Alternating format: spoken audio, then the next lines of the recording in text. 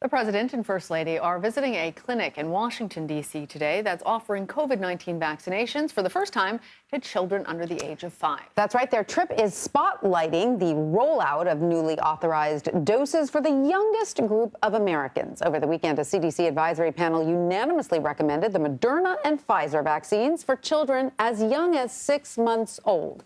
Their decision comes after the FDA authorized the vaccines for emergency use on Friday.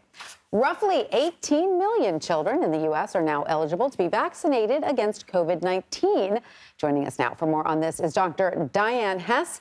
She's the founder and medical director of Gramercy Pediatrics. Dr. Hes, welcome. Great to see you. So nearly 40% of parents of kids under 5 years old surveyed by the Kaiser Family Foundation say they are going to wait and see before vaccinating their children against COVID-19. Are there any parents you would recommend this wait and see strategy to? No, I mean, I actually find the opposite here in New York City. Our phone cannot stop ringing today. We can't answer it fast enough because so many people are so anxious to get their kids vaccinated. There's no point to wait and see. We know this vaccine is safe. That's why it got FDA approval. I think that the reason actually that some people might wait and see is because so many kids were infected with COVID recently. So like the Omicron wave, and the CDC said if you were infected recently, you can wait up to 3 months to get your vaccine. There's no need to wait. You can get it the next day when you're fine. But that might be some of the hesitancy.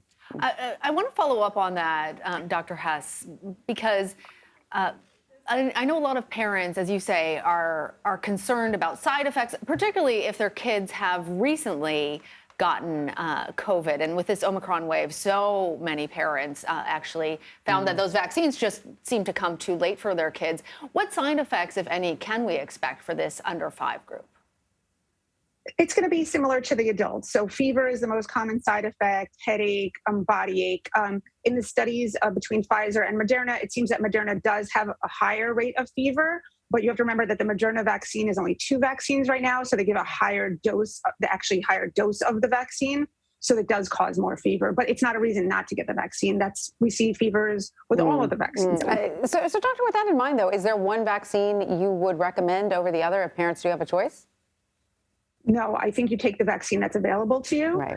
Just remember that Moderna is 2 shots, 28 days apart, and Pfizer is 3 shots. So it's the first one is 3 weeks apart, and then after the second one, the third dose is 2 months after that. And so what is your recommendation then, doctor, for children under the age of 5 who then become fully vaccinated when it comes to masking?